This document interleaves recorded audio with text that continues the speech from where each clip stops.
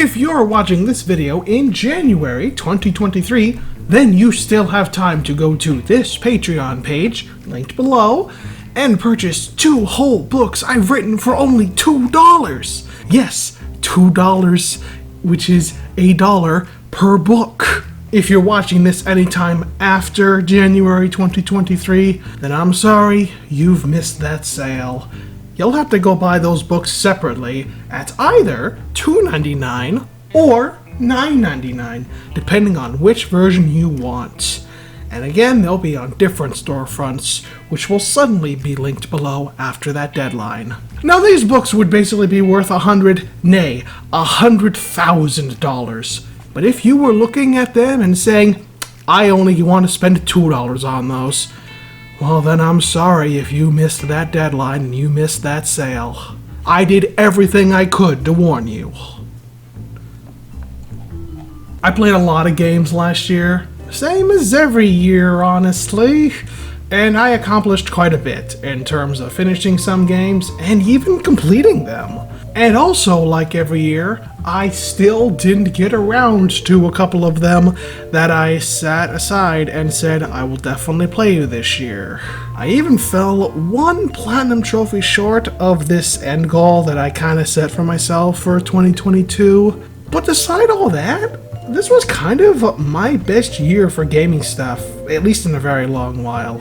I finally got some of the Riddler trophies in a couple Arkham games that I'd been putting off for way too long. I found all the Diglets in the Isle of Armor. I got 100% in Red Dead Redemption 2.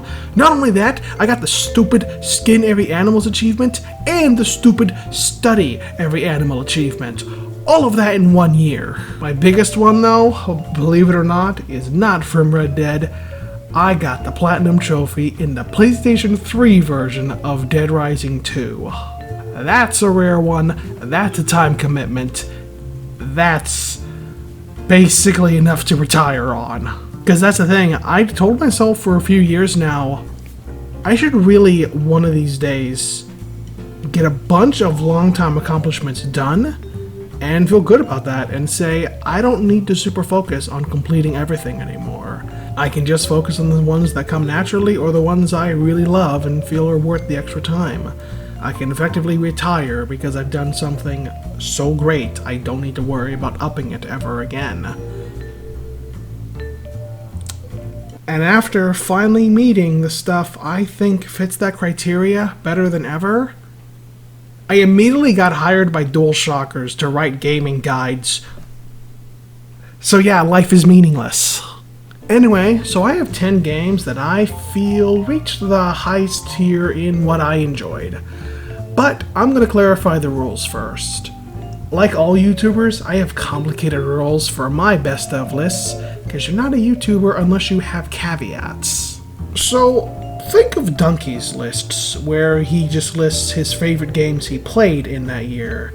Not games that came out that year, although they are on the list, just ones that I played this year. I am going to be stingy though and say games that I replayed are not going to be on the list. I kind of replayed games I super love, like Red Dead 2 and Dead Rising 2, so it wouldn't be fair to put those on here. There is one game that I did actually play years ago, but I never finished, and finally came back to. So it earned a spot, but just that one. Complain all you want, I do make the rules. Sweet. Oh Sir, the Insult Simulator was a game that occupied my Switch for a good while, and I have to say that the sequel, Oh Sir, the Hollywood Roast, takes everything good about that game and really just makes it better. I like the characters better. There's just something about the mix of movie character tropes that makes them all more memorable. And it's also a lot easier to figure out which insults hurt them more without making it so easy there's no fun in figuring it out. The insults themselves also just feel like they've been workshopped longer to be a lot funnier. Great sequel to an addictive game. Your mentor was rumored to be the next Bond girl and is all done in CGI. Try it now in the comfort of your own home. Become the person you always wanted to be. Nice. If you spend any time on the PlayStation Profiles forums, you'll know the name Ratalaika Games. You'll know how to pronounce it, so maybe I'm pronouncing it wrong. They make short and fun little games with pretty easy to obtain platinum trophies, which means that the platinum diehards have a disdain for the company, despite also stating the games are in fact pretty good. Often it's in the same sentence they will say those things. Wife Quest was my first try to like a game, as the plot description won me over, and yeah, it's game number 9. I had a lot of fun with it. It's a straightforward game, you go through every level, and you do beat it. There are some hidden stuff in those levels though, that if you come back with abilities you unlock later, you can chain that stuff. So, you know, a little bit Metroid or a little bit Mega Man. There's a solid sense of humor here that does go a little bit juvenile and even repetitive, but it stays funny, which is really impressive for that. It's not that hard a game, but it can kick your ass if you aren't prepared. And there's this really cool New Game Plus mechanic where you just have all the stuff early on and basically an endless supply of it. So, you know, go nuts. Between how fun the game is and the fact there's been a lot of those fucking jumping taco, jumping pizza, jumping bullshit games. You know, games where the creators have actually admitted they made them in an afternoon just to trick the platinum trophy addicts. I think PSN Profiles owes Ratalaika a fucking apology. Okay, looking back at this trailer footage, either it's Pippin Games or it's East Asia Soft, not Ratalaika. But you know what? All my points still stand. The platinum trophy snobs are way too hard on this company. Interesting. Working for a gaming outlet allowed me to write about games I already love, but it also gave me reasons to check out games normally outside of my radar. Online multiplayer is usually not my first choice, but they wanted some Chivalry 2 guides, and I figured why not. Turns out I forgot how much I fucking love online multiplayer games. I was big into Team Fortress 2 back in college, and Chivalry 2 really reminded me of the sheer fun you can have as one big team clashing against another team. It's blood-soaked and brutal, and damn, it is a lot of fun. Games like Fallout 76 I wrote guides for and then instantly forgot about, but Chivalry 2 is one I made a couple of excuses to come back to. Just like Mom used to make. Alright, here we go. This is answering your burning question. Game number 7 is the game that I quit and then finally came back to in 2022. Smash Ultimate is great, and that doesn't change the fact I'm awful at fighting games. Maybe not as awful as I claim, because I've beaten the story, well, or at least the arcade modes in some cases, for quite a couple of fighting games when I think about it. But there's just something about fighting games where I cannot master their design philosophies even when I really like them. When Ultimate came out, I played for hours and hours trying to beat the World of Light. Then after spending so much time only to find out that was the first half, then I got stuck in Dracula's castle, that's where I gave up. 2022 proved different. Like I said, I'm bad at fighting games, so as far as I'm concerned, having this little in-game plaque telling me I somehow did it, the special ending and everything, this is a highlight of my year's gaming. And it's just fucking beating Smash Ultimate. If you think I am overstating how bad I am at games like Smash Ultimate, a little while ago, about a month or so ago really, I ended up going down a rabbit hole for YouTube videos and I watched Alpharad's series on Smash. You know what one of my biggest takeaways was in those videos? What do you mean there's a block button? You don't block in fighting games because you think blocking is for pussies. I don't block in fighting games because I forget you can do that. We are not the same. Yippee! I'm a big boy now. I love Kirby. He's round. He's a Kirby. Amazing Mirror was my first Kirby game after being introduced to the character from the TV show. And Nightmare in Dreamland was not too long after that. These two have always been my favorite entries in the series, and now that Forgotten Land is out, that is still the case, honestly.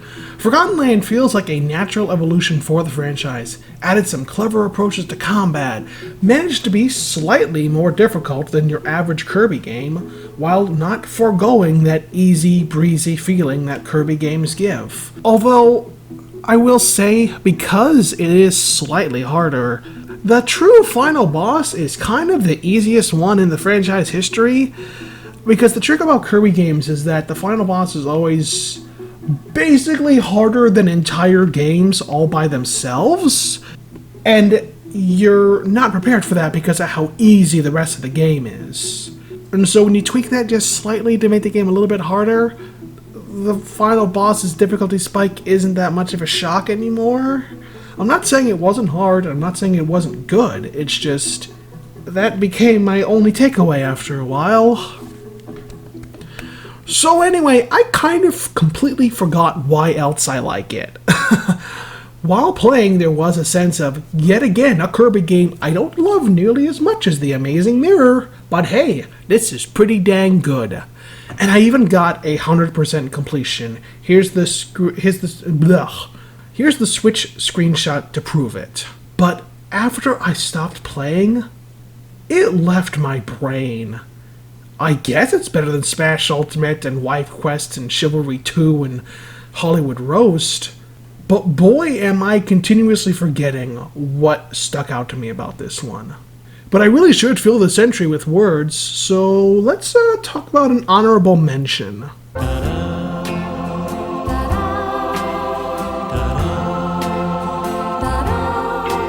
A year ago, I had a 2-hour video that was about every single one of my favorite media experiences between 2020 and 2021.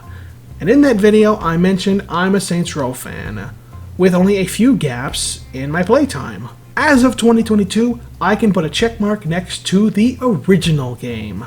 I played the original Xbox 360 Saints Row in 2022. I'm a gamer. The only word I can really think of to describe this game is, well, it's 2 words. Time capsule. It's a reminder of the days of early GTA clones and really feels like it. This was way before the quality of life improvements that we saw in the third, and while it's not as clunky to control as Saints Row 2, sorry Saints Row 2 fans, but that game's a bit clunky despite how great it is, there's mechanics that have aged a lot worse in Saints Row 1 though, such as the really slow crawl to earning respect. That's just not fun when that's how you have to unlock more of the story. However, it's also a time capsule in that you can pinpoint the exact moments where Saints Row was starting to discover itself. Everything that happens with Lynn in her story, that's the stuff that they knew to flesh out more with Carlos and Aisha. And I can't really say too many more characters, can I? Those cutscenes where you're just watching the villains, no saints involved. Yeah, they realized how useful it was to flesh out their villains, because they relied on that a lot more in the later games too. It's so odd to have the main character, the boss, just be Playa, a voiceless protagonist, which was standard for the time. But then there's moments at the end of every storyline where you get a line of dialogue. Oh my god! What are you doing here? I was supposed to leave with Angelo. So what's in here? Guns? Money? Some uncut shit? Shoes? Actually, they're this season's new. Bullshit, that's last year's fall collection. Where was I? Oh yes, salting the earth. Now I suppose I could try to pay you off, but really, what's the point? You just say no. Or in your case, stand there looking intimidating and we'd be right back to where we started. So I figured I'd cut the middleman and get right to the point. Yo, can you speed this shit up? I want to go to Freckle Bitches. And even then, hearing it, you feel it. You feel, hey, there's something special here with the way that this character talks. And boy, did they not let that up in the best ways, Saints Row 2 and onward. Also, apparently Saints Row 1 had a lot of marketing that claimed it was more realistic than San Andreas. Explain why, then, this is the one where your health is fried chicken that you get from the Wendy's parody called Freckle Bitches. So it's still dated and it's still old. Don't get me started on that fucking airport mission. You know the one where fucking Dex runs to the fucking wall every single time while screaming at you to fucking shoot the fucking cartel. But when he keeps fucking going off aimlessly in that fucking car so you can't aim at all.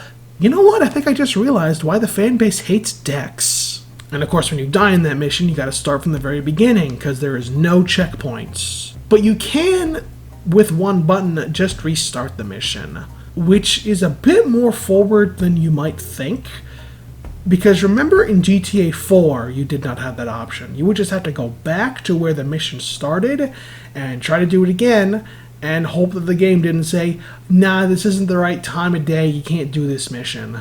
And then remember that GTA 4 came out around the same time as Saints Row 2. So Saints Row 1 is pretty dated, and yet somehow, in some ways, not as dated as pretty much all of Rockstar's early catalog. The ripoff did one thing to improve. How about that? Although I can't lie, yeah, the first Saints Row, it's a ripoff of Grand Theft Auto. A weirdly charming one. And one that if you know where the series would go afterwards, it's kind of fun to see those exact moments of where the gold was shining through even there. One last thing. So according to True Achievements, beating the story for Saints Row 1 is an unbelievably rare achievement. It's in my top 10 of rarest achievements. It kind of says something, in some way, how the open world crime sandbox game that is beloved for its story and characters came out the gate with the one that people could not bother to finish the story of. There is something a little bit funny about that. Although granted, they probably just couldn't earn enough respect to keep playing, which, hey, I don't blame you.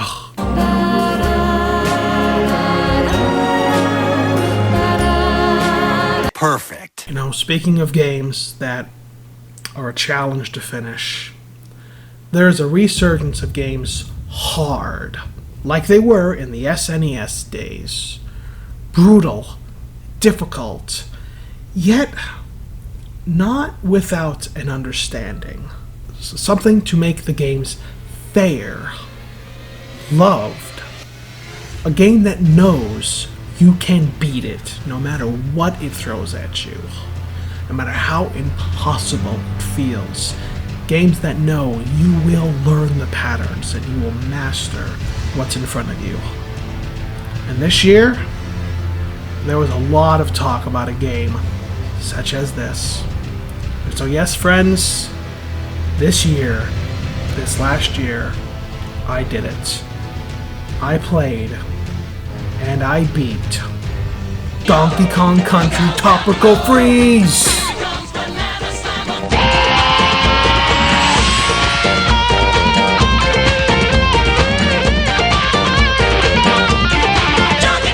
I played DK Country Returns years ago, but eventually couldn't continue as the difficulty spikes felt unfair to me. I'm a better gamer now, so it would be fun to go back and see if I had a point or if I was just being a stubborn young adult.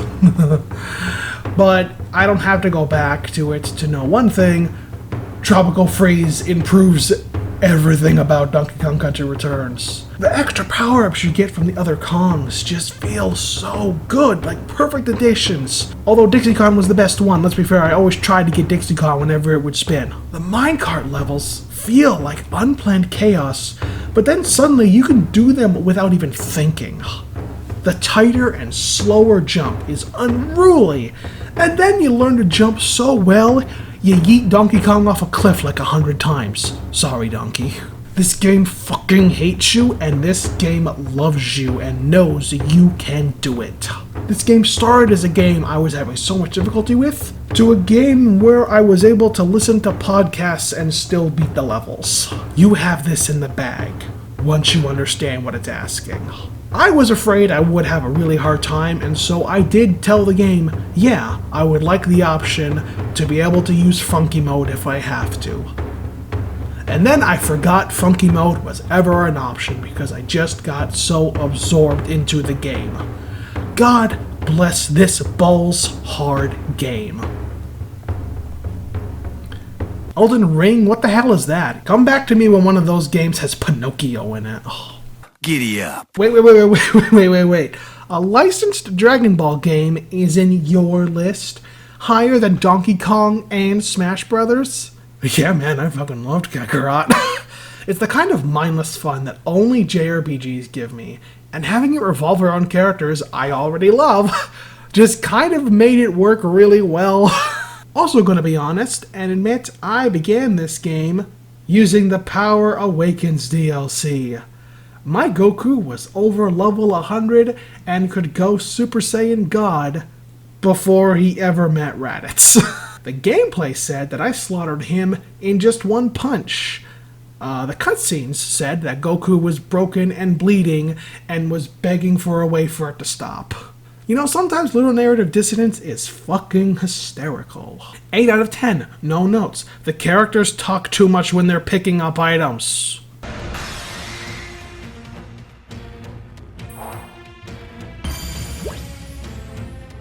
Faster! Okay, hear me out. This game of the year. This game I looked forward to only because I felt like it might be a fun way to test out my Series X. A franchise I'd always meant to see if I could get further into. You cannot run forever. Sonic Frontiers is just plain fun. I love open zone games now. I don't think the term is stupid as I get what it means. The same freedom from open world games, but still sectioned off, so you can feel like you earned the new places to go to. A bit of a gripe I have with modern open world games is they tell me, in all the marketing and even in the opening of the game, I can go wherever I want. And then when I go wherever I want, the game slaps me in the face and said, who told me you could go here? But this bite-sized attempt at open worlds reminds me of the weird sectioning off they used to do in games like, say, Red Dead Redemption 1. And I've kind of been nostalgic for those for a while, you know, the sense of accomplishment while still having a bit more freedom in what I want to do. I also really do like the story and the strides that they're making to improve these characters. It's just fun to run around and collect all the crap. Way more than I'll ever need, and yet I still feel like I'm having fun collecting it. Okay, look, yeah, it's jank.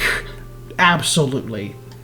But only in ways that still make the experience fun. So I'm not complaining. Except for pinball. Pinball can go to hell. Sonic Frontiers made me admit, yeah, I'm a Sonic fan.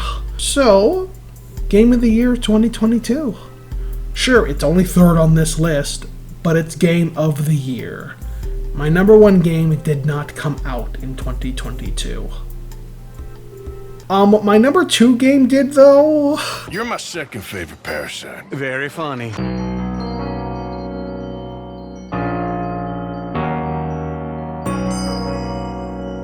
Legends Arceus is the Pokemon game where a lot of fans claimed it addressed their problems with Sword and Shield, or with Brilliant Diamond and Shining Pearl.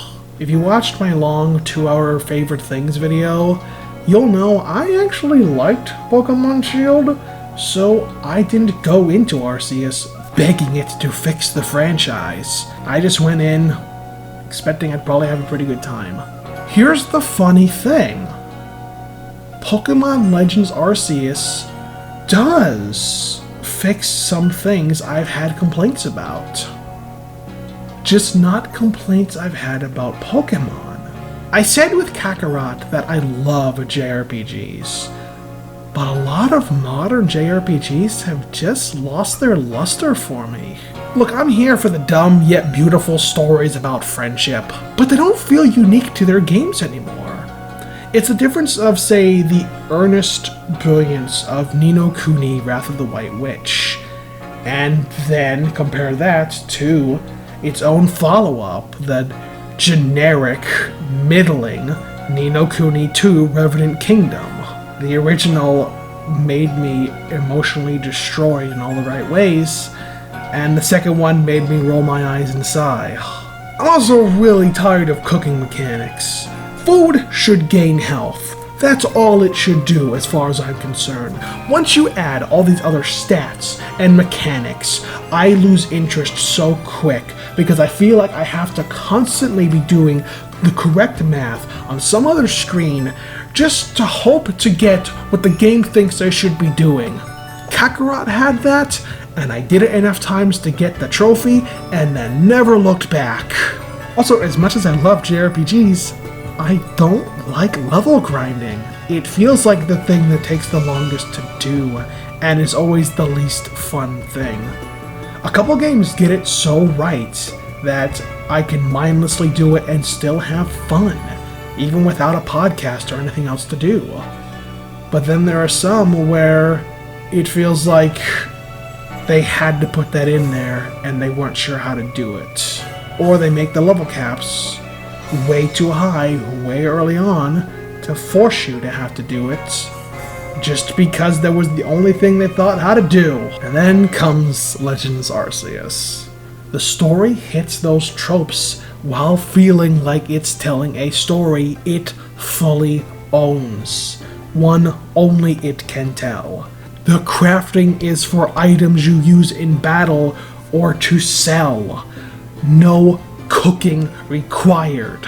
And the grinding is fun and varied. You can battle, you can collect things using your Pokemon, you can catch tons of Pokemon, and all of them will reward you with experience. You don't get bored playing the game in its intended ways. And you can even catch those Pokemon in so many different ways. You can battle them to their weak. You can use a smoke bomb and sneak up on them. You can chuck mud at them. My favorite way? Throwing food and then sneaking up behind them while they eat to throw a heavy ball like 2 inches away from them. And yeah, like older open world games, this one is purposefully sectioned off so you're earning more of the game and feeling like you earned it. There's a little bit of modernisms in that, sometimes there are sections you can go to a bit early, but there's usually conveniently a large alpha Pokemon way too many levels higher than you.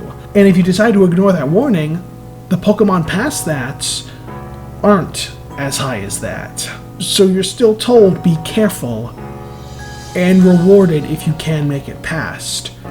Why is this so hard for other games to figure out? Now, one thing though, I don't see this as a mainline title. The marketing can tell me whatever they want. This is a spin-off. But if I can compare it to a mainline game, it's the final boss. That final boss. Not that final boss. Not the ultra at the very, very, very, very end of the game final boss. The first secret final boss. That one puts Getsis, or Red, or even the Emerald version of Steven Stone to shame. That is how good that boss is. The rest of the bosses aren't anything to sneeze at either. They are a fun way to do battles. Look, I do still like a lot of the modern Pokemon games. You cannot convince me to stop liking Shield, or Moon, or Let's Go Pikachu. There, I said it. But as far as games featuring Pokemon are concerned, I haven't felt this connected since Pokemon Black. Sonic Frontiers converted me into the Sonic fandom, but I've always been a Pokemon fan. So because of that, I do think I should give Frontiers the Game of the Year for 2022. But earnestly, for games that came out in 2022, the one that I enjoyed the most, the one that I already have over 100 hours into my save file, the one I am playing the end game of just aimlessly while still having fun, and that I'm still planning very soon to start on a new save file. Yeah, that's Legends Arceus, a Pokemon game where they made shiny hunting fun for everybody. I can already imagine this game forcing me to edit my all-time favorite lists someday. Pokemon Scarlet was mid. Let's kick some ass. Hitman is a franchise I know but have barely played. I have a soft spot for Absolution, the one that is nothing like the others, which ended up being a barrier to me. I've tried a lot of the other Hitman games. Steam gave them to me for free when I pre-ordered Absolution, just out of nowhere. And I always play their first levels and go, I can see this is a good game, I'm not connecting with it though for some reason, even though I love stealth games. Although, it was even harder for the reboot Hitman, from 2016. They gave the tutorial mission out for free after a while, and while I was playing it, frustration. It felt not right. While I couldn't get into the other Hitman games, I wasn't so disconnected to them like I was with Hitman 2016. And yet, somehow, I ended up buying Hitman 2. Hitman 2 opens with one of the greatest tutorials I've ever played, and the following missions either come close to as great or blow right past that level of great. I didn't swoon over Miami or Mumbai, and yet I went out of my way to constantly replay them until I could map them in my sleep. I have done so many of the objectives and missions for levels I thought weren't as good as that tutorial. The craft behind just how you can sneak your way through all of these objectives. The fact that no matter how out of the box you will think, you cannot outthink this game. No matter how clever you end up being. Nothing else from the last year ate me up and ate up all of my time like Hitman 2. I had to see if Hitman 3 matched it. And funny thing, when it comes to Hitman 3's levels, none of them hit that slump that a small handful of the Hitman 2 levels have. All of them feel really good, and it feels consistently like there's a growth there. Somehow, I love the Hitman 2 levels more still. It's a case of that's where it got me. Now obviously the point's moot, because not only does Hitman 3 have the levels from 2, and even from 1, and fixes all of those edges because there were some more gameplay improvements. So theoretically, I would love Hitman 3 the most anyway, because it is Hitman 2 with more stuff. And even if that wasn't the case, they're all about to become just one game soon anyway, the World of Assassination or whatever they end up calling it. But I can't convince myself that the point is moot. When I played through Hitman 3, I played the levels, went, that was incredibly good, and moved on to the next one to get more of the story and to play through the game. It did not convince me to go replay over and over and over again like Hitman 2 did. The story reaches a conclusion, despite the fact the cutscenes didn't even move in Hitman 2. I was so much more compelled. Ask me if I love Hitman World of Assassination, and I will look you in the eye and tell you, yeah, I love Hitman 2. In a series where I theoretically should love all of it, because it is my kind of game. In a series where I somehow only managed to latch on to the black sheep, and not really care for all of the other entries despite how beloved they were. When I came to Hitman 2, it was everything I've ever wanted from a Hitman game. And even when they did better, they'll never do better. I said Legends Arceus might make me edit my all-time favorites list. But Hitman 2? That already happened. Hitman 2 wasn't a stealth game that's the best I've played in a long while. It's very much the best stealth game I've ever played. And if they let me boot up my digital copy still, I'm going to. No matter how hard they try to push this rebranding. One step ahead of the Shadow Client for once. Let's keep it that way.